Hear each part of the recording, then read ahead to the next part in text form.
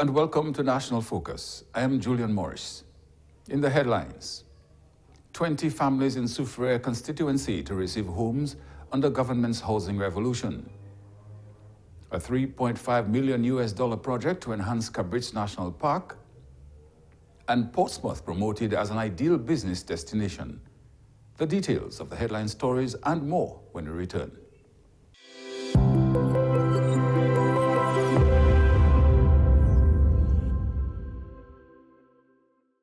Welcome back. Over 20 vulnerable families in the Soufriere constituency will soon be new homeowners. 3 housing projects are currently ongoing in the villages of Point Michel and Scott's Head as the government of Dominica continues its housing revolution. The housing revolution is aimed at providing climate-resilient housing for the country's most vulnerable citizens. These homes are being developed by Montreal Management Consultant Establishment, MMCE. On Thursday, Minister for Housing and Urban Development, Honorable Melissa Skerritt, along with parliamentary representative for the Soufriere constituency, Honorable Denise Charles Pemberton, and representatives of MMCE conducted a site visit to observe the progress of the project. Honorable Charles Pemberton says these homes will be given to families whose housing situation was severely impacted by Hurricane Maria. The Point Michel housing project is about, I'd say, 65% complete. I want to commend the contractors who have been engaged to build the homes for us in Point Michel and Soufriere. All the contractors are from the Soufriere constituency and they have done an outstanding job.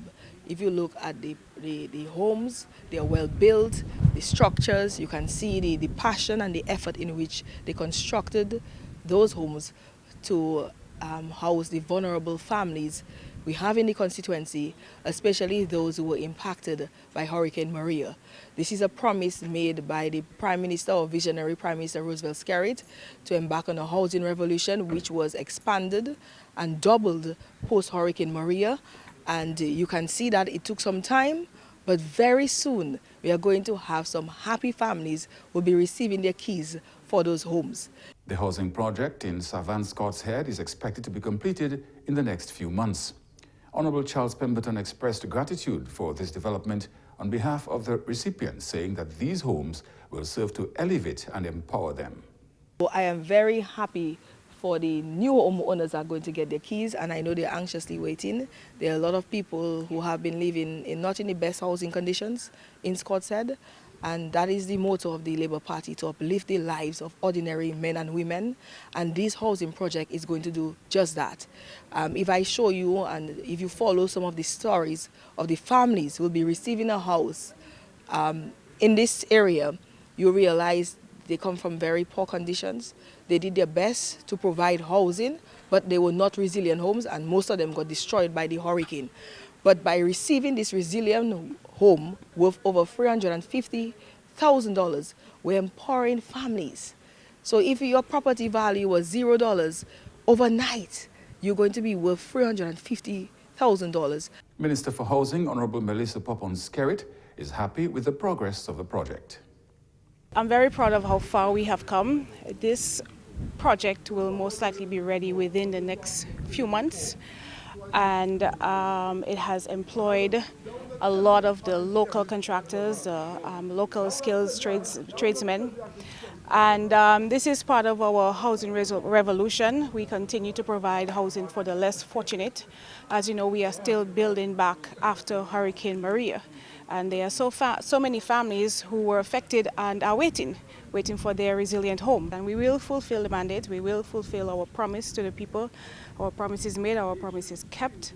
We are continuously building back resilient homes.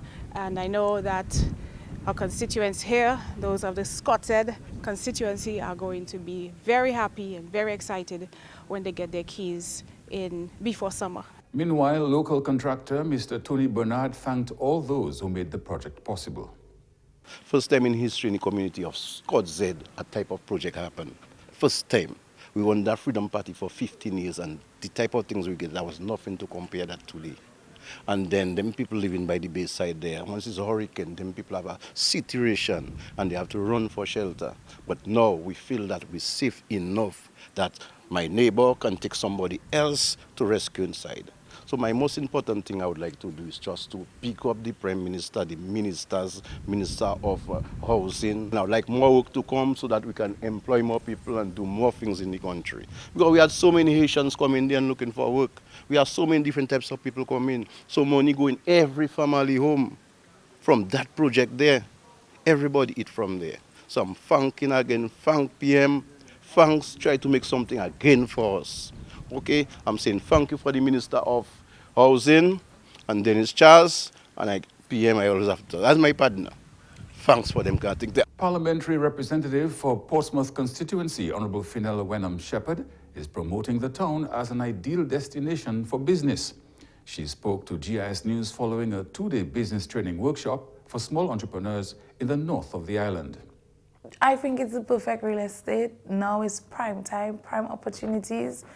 If you just take a walk, because you have to do your research, Portsmouth offers a number of niche areas. You just have to know what it is that you want to do.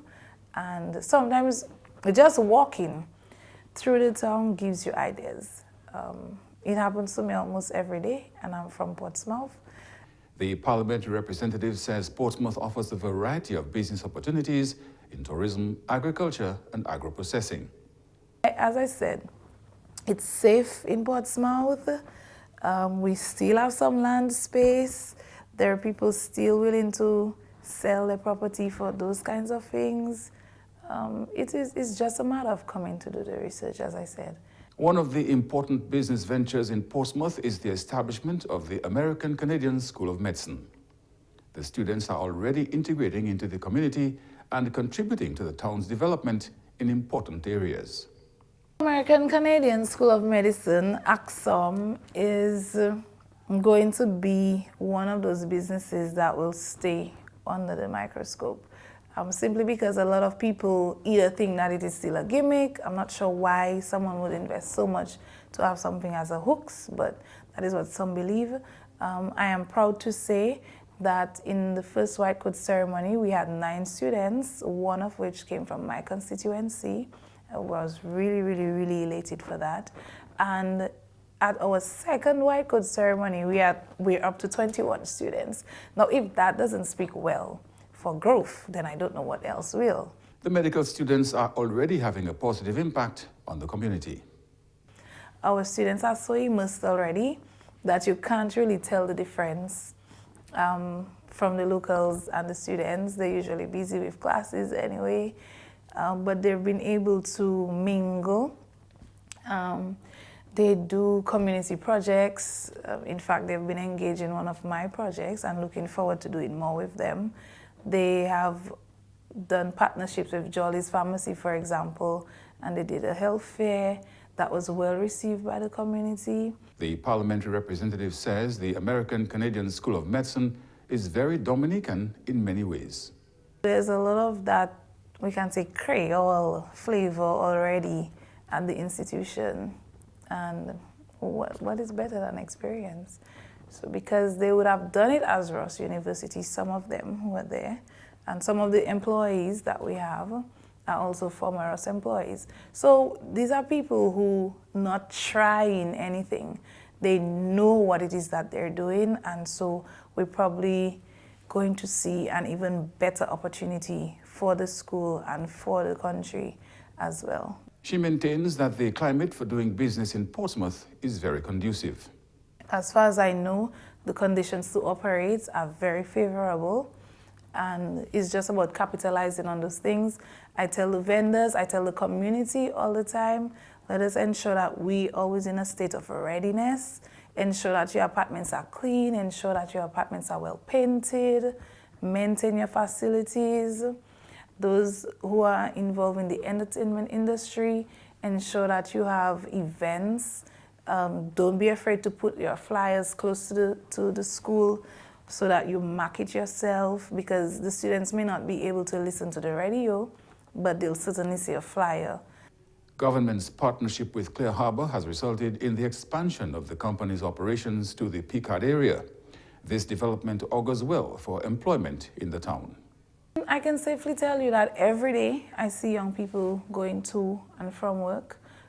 It doesn't really matter what time I am on the street, I see them, whether it is on their breaks or they coming off shift.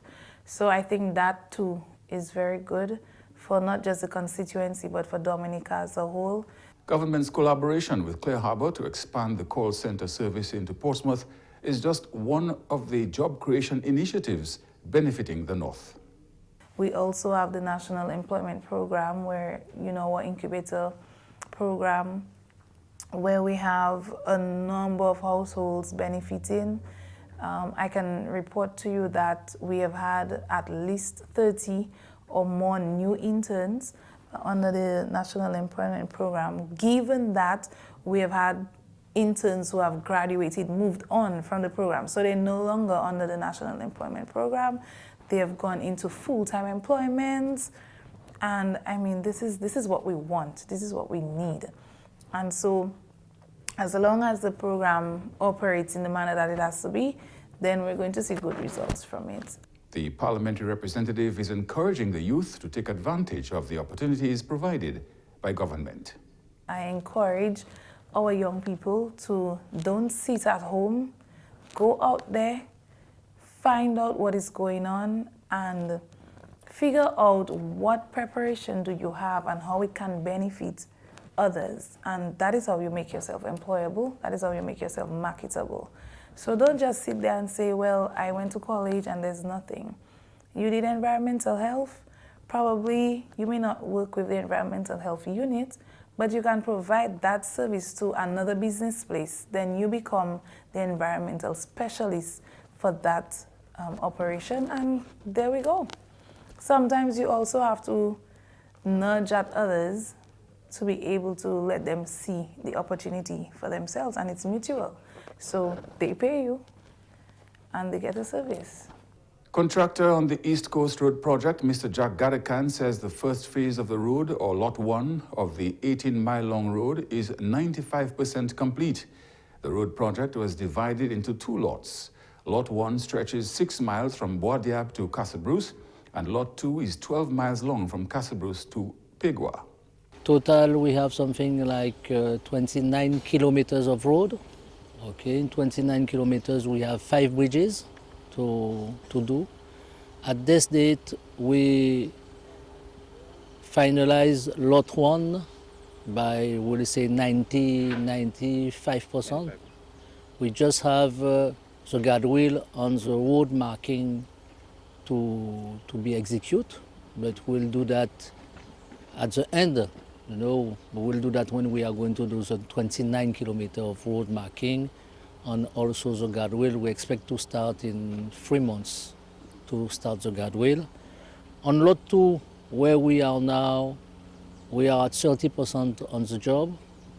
Right now we have good weather, so we're supposed to move very, very fast, at least 4 kilometers a month, and to try to finish this job by August this year. We are going to try to finish this job.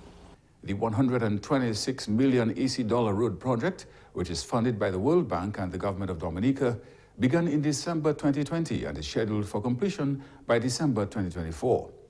Mr. Gadakan says there are certain inconveniences that can be associated with road projects of this magnitude. We do not make omelette without breaking eggs. Okay? That means that, yes, to make a road, we have some condition. We have dust, because we make mass excavation, we put tarish, we make concrete. But what we have to realize that at the end, everybody is happy because they have a good road. And me as contractor is to give the people of Dominica good job, good road for the future. Meanwhile, civil engineering consultant with the Ministry of Public Works and the project manager of the East Coast Road project, Mr. Kendall Johnson, says work is being done with other stakeholders to help accelerate the completion. To accelerate or to help us accelerate the works, we have to work with our key stakeholders, and that's DOASCO and Domlec, because some of this infrastructure are within the project carriageway. So we're working quite nicely with them As of now, the WASCO has a couple of teams removing the lines, transferring the lines, and helping us to achieve our desired objective. We want to ensure that we can substantially complete significant portions of Lot 2. I think by August, September, where we should have at least 60 to 70% of the road paved. We want to reach by, I think, the end of March, early April, as far as Crayfish River.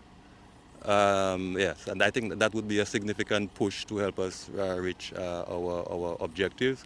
Outstanding would just be the Pegwa Bridge and 2 of the deep culverts, which we are trying to complete. One of them, we may need to close the road a little bit in the interest of public safety, because the excavations are quite deep, in excess of 40 to 45 feet deep. According to Mr. Johnson, there are timelines that must be met. The overall project or program, we have some timelines that we have to accomplish, and we're trying to avoid any delays. And a lot of the groundwork or the base work for that project has already been done. So substantial completion of the culverts, the retaining walls, most of them have been complete. So that allows us to accelerate the road work, the road pavement, the drainage at quite a rapid pace. So I think we're looking at trying to accomplish the drains and road pavement work at least half a kilometer every day. Okay, so you every week you're going to see significant lengths of road done. Again, we know of the challenges of the dry area. This area is very dry. The dusty conditions, and as we talk of that, I think we have just put about 3 new water trucks in the area. So we have about 5 of them on that lot just now. 6 trucks. You are watching National Focus. More when we return.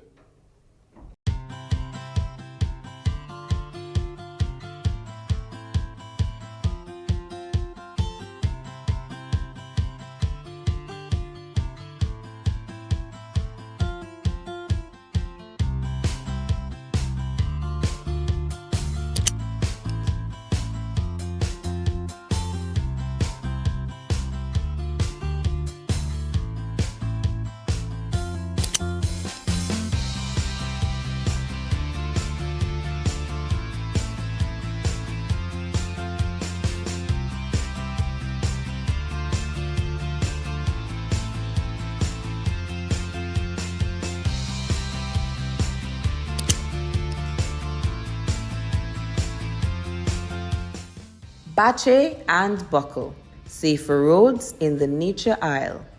This message was brought to you by the government of the Commonwealth of Dominica.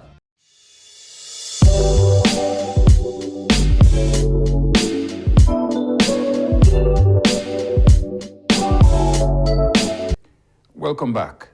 The Cabrits National Park stands to benefit from a US $3.5 million leveraging ecotourism for biodiversity protection project. The project is funded by the Global Environment Facility, GEF, under Envelope 7 through the World Bank. Details of the project were revealed at a press conference at the Forestry, Wildlife and Parks Division on Friday. Focal point of the project, Mr. Ronald Charles described the scope of the initiative.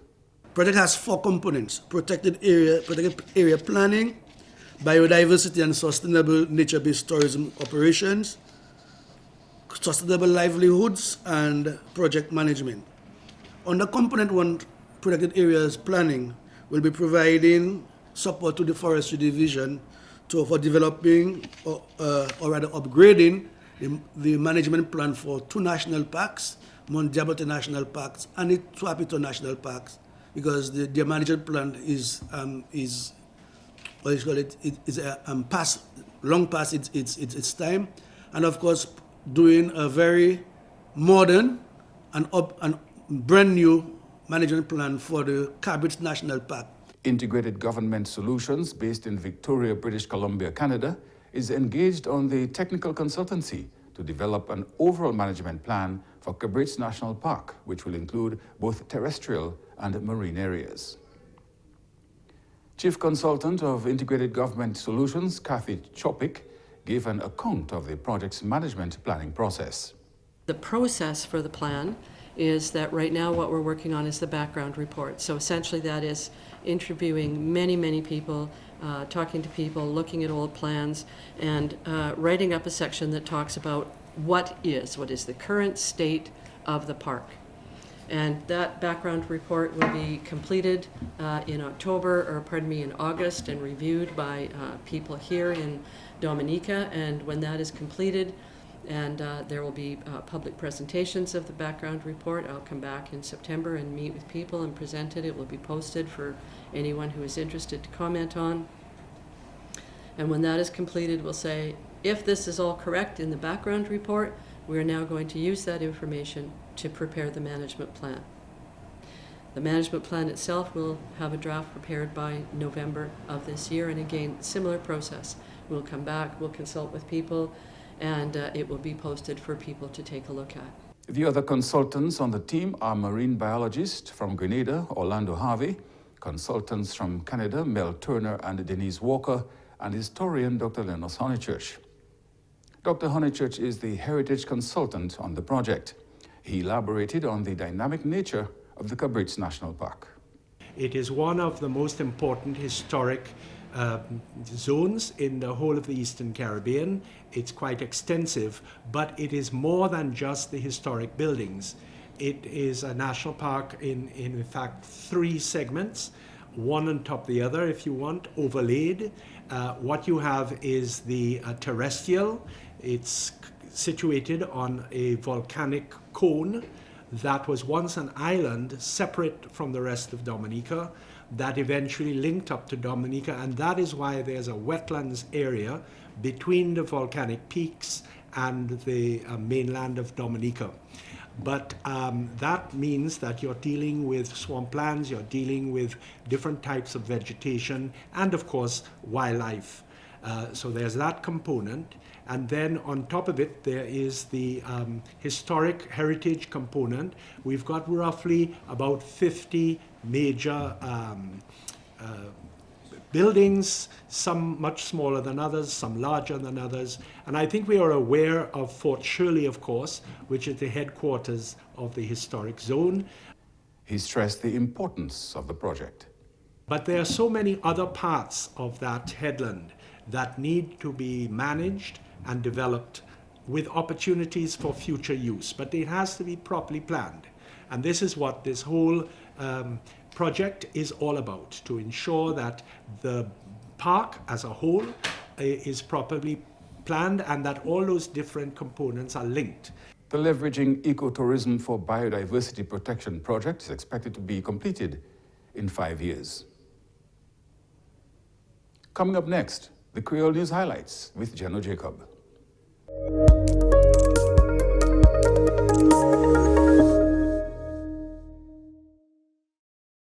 Bienvenue à ce nouvel Creole, non, monsieur Julian Jacob. Travail qui a continué pour finir chemin East Coast Road, ou de bois d'herbe pour Pégua. Chemin qui a coûté gouvernement $1.6 million. L'argent sorti du World Bank et puis gouvernement Dominique. Chemin qui est 18 livres, ça c'est 18 miles. Chemin qui a coupé en 2 morceaux, ça c'est 2 lots. Pour un premier lot là, on de bois d'herbe pour Cabrits, deuxième lot là, on de Cabrits pour Pégua. Monsieur Jack Gadakan, contracteur pour GIA, dit-nous, mon Cabrits bien content.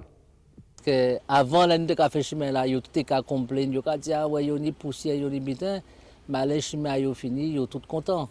Yo content, ni une madame qui même offert pour Christmas. Et bah toutes ces workers là côté caserie, bah yo mangé, était tellement content que le chemin est fini.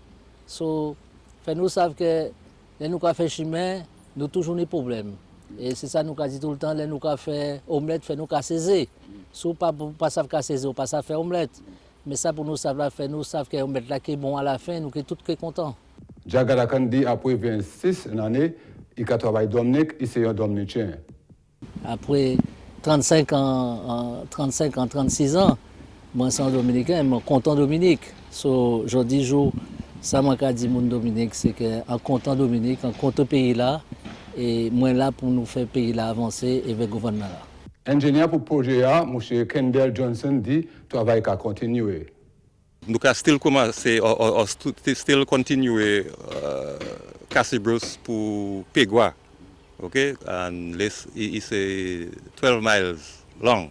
Okay, actuellement nous 30% complete. Okay, nous voulons finir a significant portion by August. Mois août. Okay, nous still need pour faire des gros culverts avec pont Pegua, ok? So ça c'est un gros travail nous still n'est pour faire. Mais nous qui fini plusieurs chimères bon à où. Il dit qu'il travaille et puis Doasco. Doasco ni les pipelines, ok? En chimère, yo jamais été en line 9. Outside chimère, mais you poko mettre ça en service. So you can try to faire ça plus vite pour ensure that nous finissons roadworks à temps. Okay? Oui. Autant moun yo content, yo satisfait ça nous qu'a fait. Il y a still des moun qui, you know, timouet fâché, yo ka taper poussière. Nous understand ça, mais you know, nous can really try to push contractor pour ensure that nous fait plusieurs travail là. Oui. Mais vous avez poussé à zone des trucks. Oui. Oui, actuellement, nous avons 6 gros trucks qui mouillent chemin tous les jours. GIS National Park bénéficie d'un projet pour développer le pays. Le projet c'est US $3.5 millions. M. Ronald Charles, un officier projet de nos plis. Nous avons un petit projet à ce place là, il y a des Cabrits en Guantans. Gouvernement tellement d'années qui passent, ils fait place là, ça nous qui National Park. Et puis nous pas tenir un plan comment pour manager place là. Place là c'est en place Dominica aimé, moun touristes yo aimé, on lot de moun qui entrer en place Cabrits tous les années, tous les jours. Et puis après ça nous on grande activité qui est jazz en créole, qui a des low en Cabrits. Mais nous, ça nous a fait, nous voulons savoir comment nous savons manager place la primaire qu'on nous a fait à présent. Le gouvernement a tapé l'argent, nous avons une compagnie Hot Canada qui essaie, et puis il y a travail, et puis mon conducteur Honey Church, mon Jean département forêt, et nous avons gardé à place là pour ça nous a fait. Ronald Charles dit Cabrits ni autant histoire. En grande part qui National Park là c'est à la mer et puis là ni autant l'histoire pour nous connaître. So nous avons fait ça, gouvernement tape comment dire teasing l'argent pour faire ça et puis c'est mon là et là yo ka parler puis mon grand trans et tout carré Capucin c'est place ça. So nous a dit moun Dominica ça qui a fait à présent.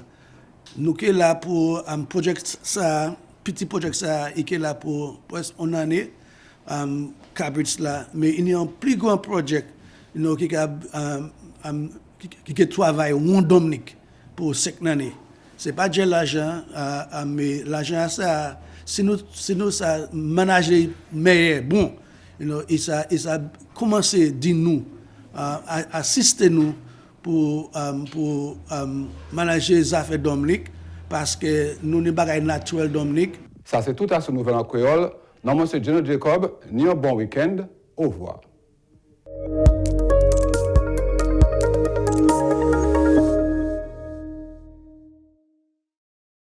And that's all for this edition of National Focus. Be sure to follow GIS Dominica on Facebook, YouTube, and on Twitter. You can also drop us an email at gis@dominica.gov.dm. From all of us here on the GIS News Production team, I am Julian Morris. Thanks for watching.